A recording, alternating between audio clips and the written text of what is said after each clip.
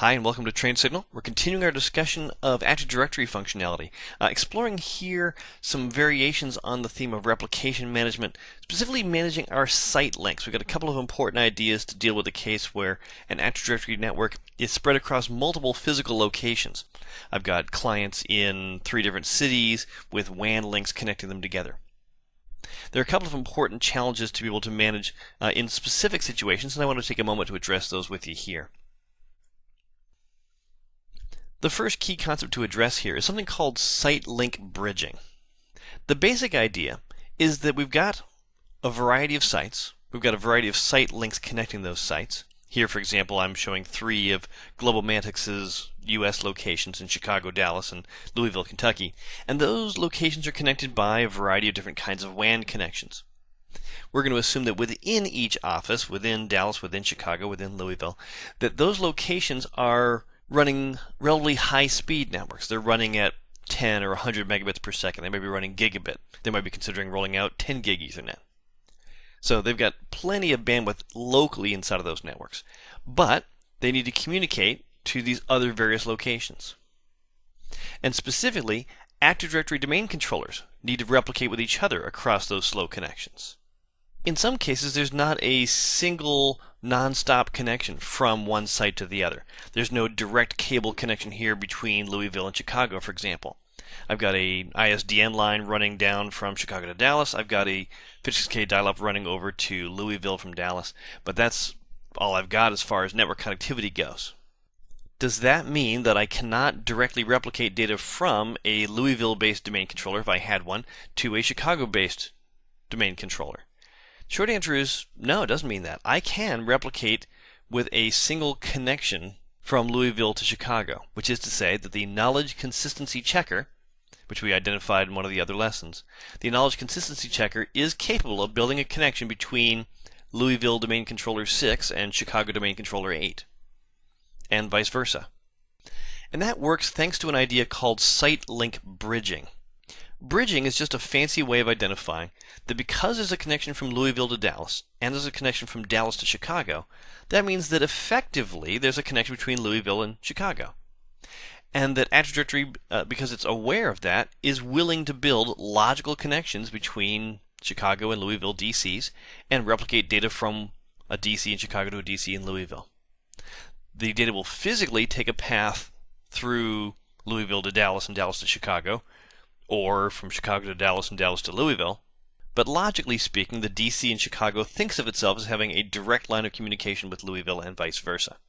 One interesting feature of Active Directory is that by default, all site links are bridged.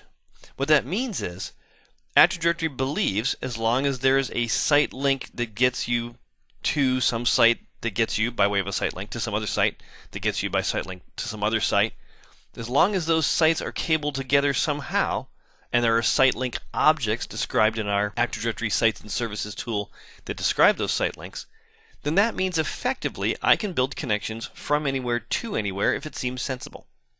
And the KCC will use its algorithm to figure out what to do inside of a given site, and the ISTG, Inter-Site Topology Generator, will figure out what to do from one site to the next.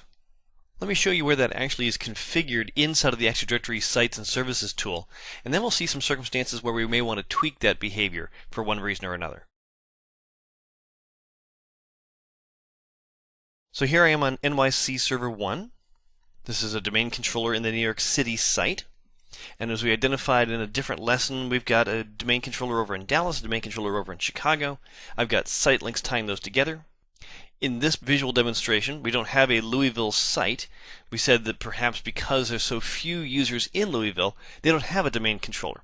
So their IP address ranges put them logically within the Dallas site because there is no domain controller there in Louisville to authenticate against. I might consider building a site there in a case where I've got some other localizable application. If I put a DFS server in that location, for example, that might be a situation where I want to split a separate site off there, even though there's no DC, because clients can ask a DNS server and say, hey, I'm looking for a server that has this capability. I'm looking for one near me. Can you tell me where that might be located? And DNS is able to identify that. So the configuration for this site link bridging feature is actually a feature of the transport itself. In this case, we're using IP-based transport. We'll use that for 99.5% of the Active Directory replication that you'll do. If you're using SMTP as your transport, you can only use it to replicate certain partitions of the Active Directory database. You can replicate the schema partition, you can replicate the configuration partition, but what you can't replicate is the default naming context, the main database of users, computers, shared folders, printers, OUs, all the stuff that makes Active Directory practical and functional. That does not replicate over SMTP. So again, IP is the one we'll use most of the time for that purpose.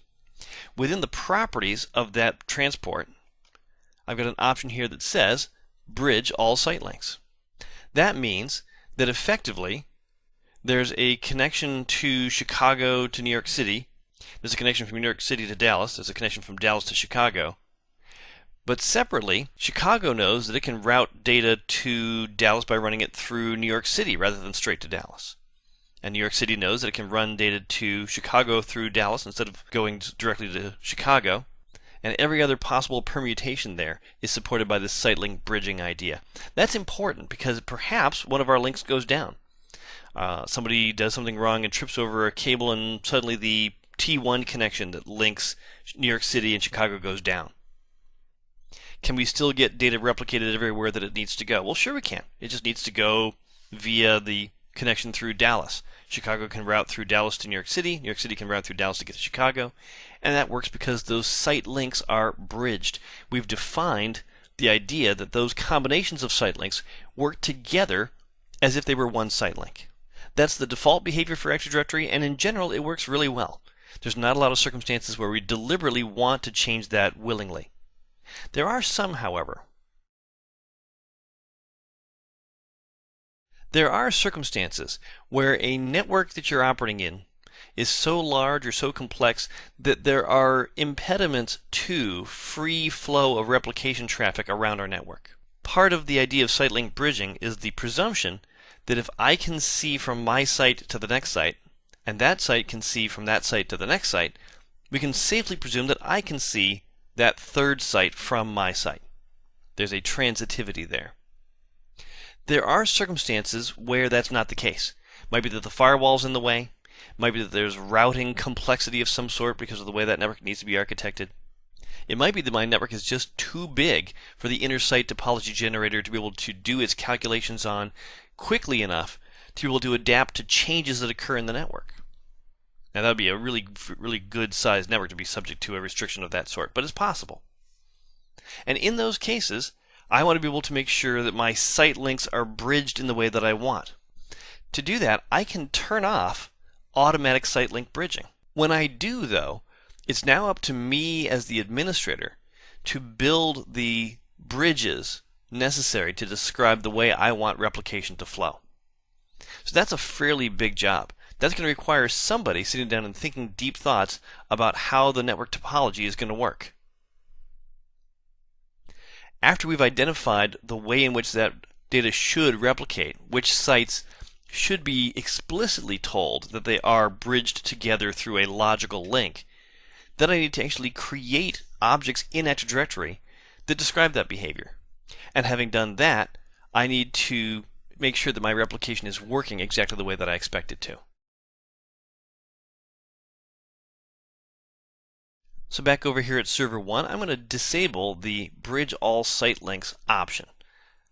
I'm going to tell Active Directory, don't trust your instincts. I'm going to tell you exactly what site links logically hang together in a bridge. So what I want to do is I want to create new intersite transport objects. We've already built the site links. We did that in an earlier lesson. But here we're going to build the site link bridge. And I can specify which links are tied together into a bridge. So I'm going to explicitly bridge a connection from Chicago to Dallas to New York City. For that, I'm going to use my connection that links Chicago and Dallas. And I'm going to add my link that links Dallas and New York City. So what I'm telling Active Directory is, trust me, you can get to New York City from Chicago through Dallas. So that's a site link bridge. To be able to fully route my network, despite the inability of Active Directory's networking to be able to handle that normally, I would want to build two more bridges. One that bridges the connection around through Chicago, New York City to Chicago through Dallas, Dallas through Chicago to New York City, and I want to do the third one, Chicago through New York City to Dallas, Dallas through New York City to Chicago.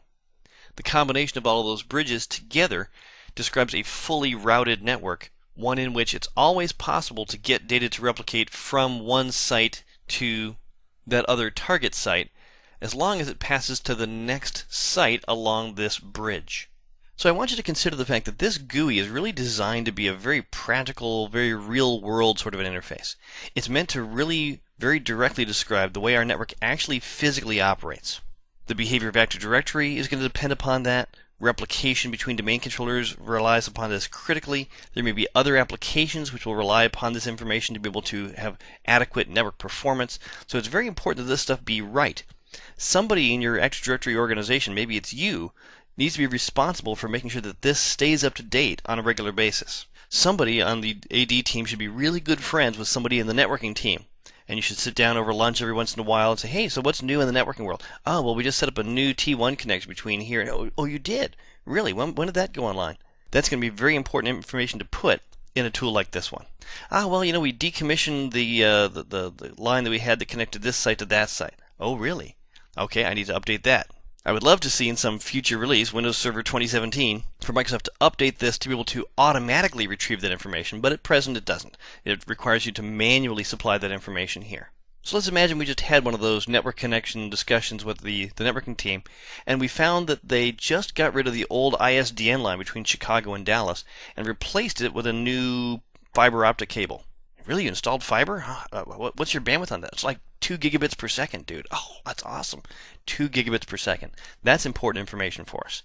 We can take that information and apply it here to our what used to be ISDN connection and change the properties of that site link. We can identify that that is now not something that has a cost of $30,000, but it now needs to be at a cost that's somewhat lower than our 45 megabits per second T3 that connects New York City and Dallas.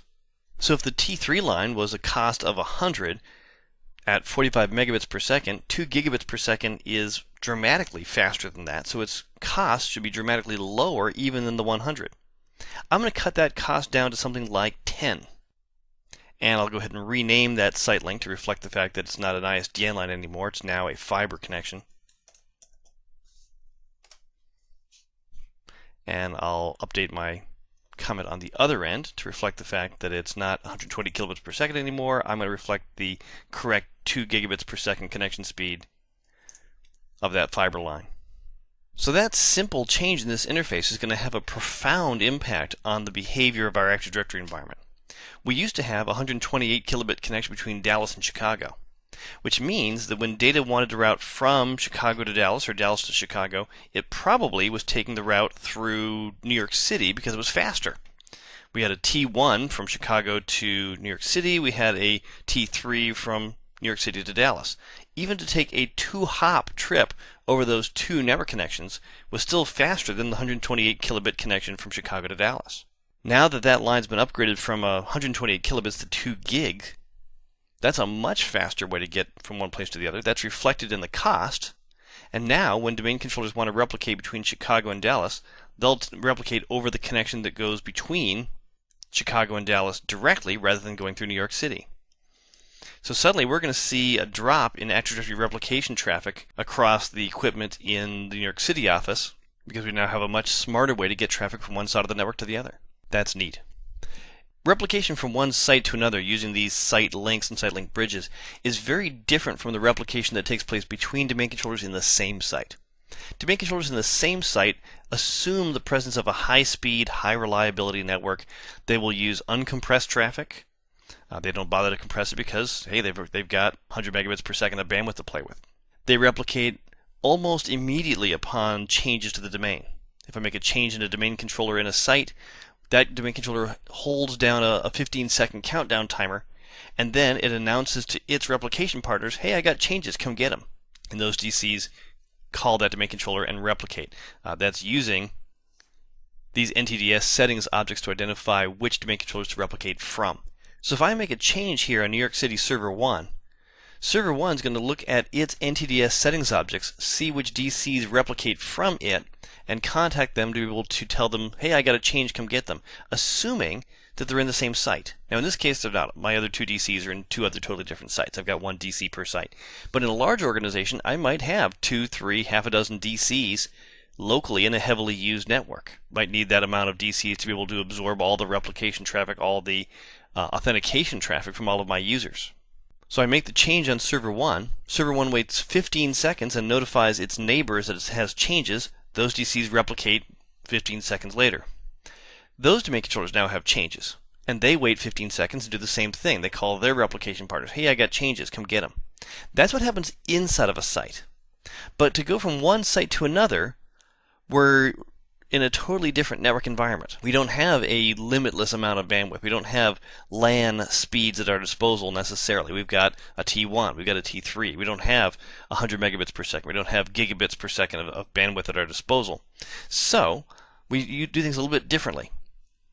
We're going to build our site links in such a way that they replicate on a scheduled basis. If I go pull up the details of this fiber connection from Dallas to Chicago, I can configure that to replicate only within a certain range of hours of the day.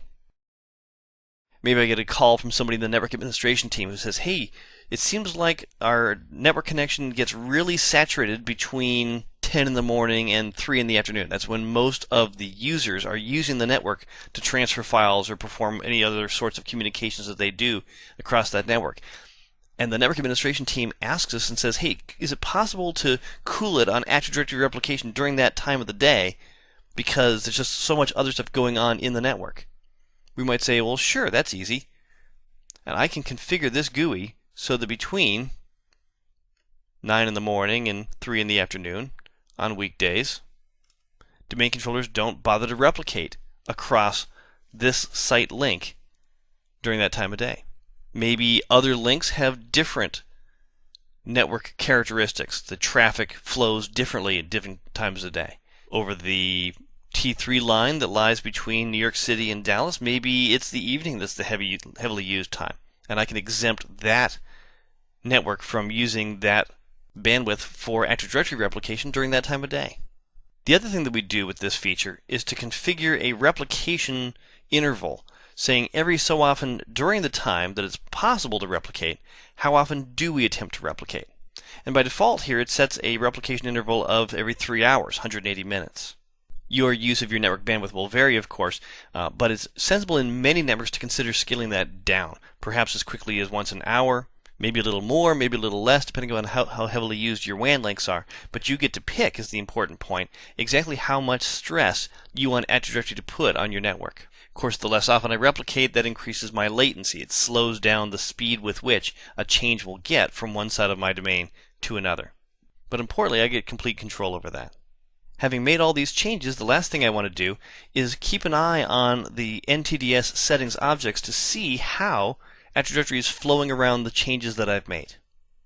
You want to be able to develop kind of a mental sense of which domain controllers replicate with which, and be comfortable that all of your domain controllers are in the loop, that there's nobody who's isolated. There are no domain controllers that are failing to have their data replicated out to other DCs, that there are no DCs for which they've failed to gather information from other domain controllers that are out there. We don't want any orphans in this particular organization. One other important aspect of site configuration that I want to draw your attention to. A long-standing feature of Active Directory has been something called universal groups. Groups in the Windows Active Directory environment fall into 3 broad categories that we care about most often. There are global groups, which gather together users with similar resource access needs who live in the same domain. Domain local groups will provide a collection point for the list of people who should be granted access to some particular resource. And universal groups, which provide a neat way to be able to knit those other 2 groups together. Back in early days, and again I love making references to NT4. In NT4 I could put global groups in domain local groups. We call them just local groups at that point. And that was a fine way to give the users in one domain access to resources in another. But if I had a large number of domains, a large number of domains with a large number of users needing access to a large number of resources in some large number of domains. That created a lot of group nesting, a lot of global groups nested into the membership lists of a lot of domain local groups. Universal groups provide a way to be able to simplify that process somewhat by creating a group that exists in some particular domain somewhere in the forest, adding relevant global groups to that universal group, adding that universal group to the various domain local groups that grant access to a given resource. And that dramatically cuts down on the number of group nestings that I need to do to be able to grant access to a resource in some series of domains to some set of users from some series of domains. Here's the challenge. Universal groups get created in a particular domain, and they live in that one particular domain. Once created in that domain, they can then contain a reference to some large number of groups, preferentially, and users, potentially, although not too commonly. Because a universal group can contain individual user accounts, that does mean that a user, when logging in, needs to validate if they're a member of that universal group or not. A user might be a member of one universal group, a bunch of them, or none at all. And that needs to be identified at logon time. There might be any number of applications that I configure for which permissions may be granted or could be denied to someone based upon their membership in a universal group. So being able to determine if you are or are not a universal group member at logon time is an essential part of logging in.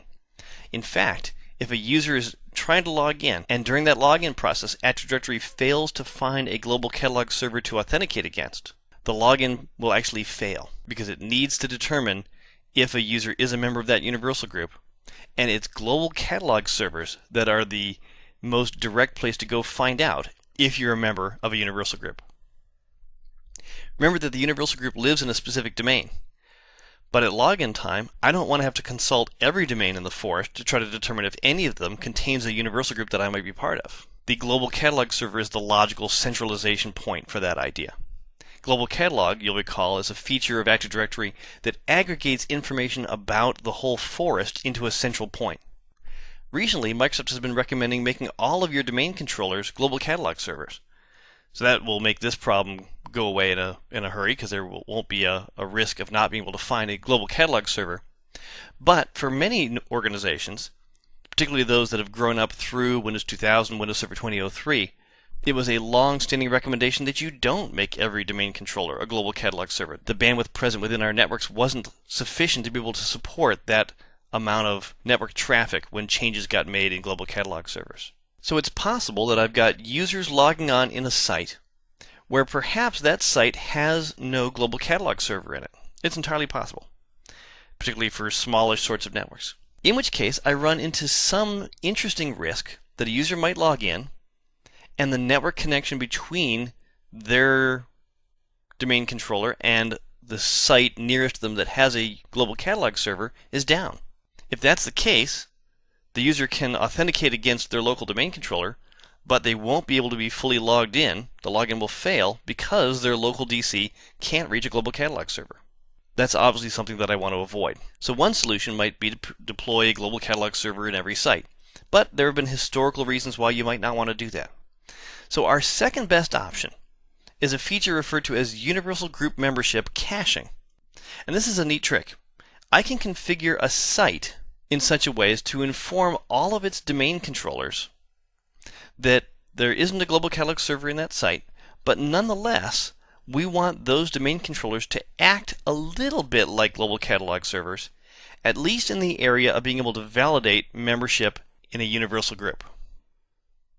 In other words, I want my local domain controllers in a site that has no global catalog servers to nonetheless hold a copy of the universal group data that's ordinarily stored at global catalog servers. That way, when a user logs in, their local domain controller in their site, despite not being a GC, nonetheless has the list of universal groups and the list of the membership of those universal groups. So, how do I make that work? Let's jump back over to the demonstration environment and I'll show you what that looks like. So let's say that for the sake of argument, the Chicago office does not yet have a global catalog server in it. We set up our environment originally with Windows 2000, Microsoft recommended only having a global catalog server per heavily used site, and maybe I don't really have all that many users in Chicago. I figured that I didn't really need a global catalog server there. How do I enable Chicago Server 3 to be able to do universal group membership validation despite the fact that it's not a global catalog server? That's a configuration that I actually make in the details of the site, but in a kind of a subtly located location. Here's what I'm going to do. I'm going to go click the Chicago site, and whereas I see here on the left a server's container that contains items, if I look over here on the right, I can see that the Chicago site actually contains two things. One is the server's container that I see in the hierarchy over here on the left. The other is an NTDS site settings object. Recall that our domain controllers have an NTDS settings object, and that contains the information about which other domain controllers this DC wants to replicate AD data from. But what properties does the site have? Well, if I right-click the site and pull up its properties, it has a property here called Enable Universal Group Membership Caching. And it wants to know from which domain controller do I want to replicate in Universal Group data. Now in this case, Chicago's DC is a global catalog server, but I could choose which global catalog server I wanted to replicate from, or I could just let Active Directory pick. Having made that configuration for the Chicago site, that will now affect all the domain controllers that lie inside of that site. Chicago Server 3 is the only one, but if I added Chicago Server 4, Chicago Server 5, and made them domain controllers, they would also obey this universal group caching logic. And that will have a direct benefit on making sure that in a case where the network connection between Chicago and those other sites becomes vulnerable to weather or other sorts of network outages, that my users will still be able to get logged on by a local domain controller and begin working. I hope this information will be helpful as you configure replication in your Active Directory environment. Why don't you take a moment to let your mind rest, play a game of Minesweeper or two, and come on back for some more lessons here at TrainSignal.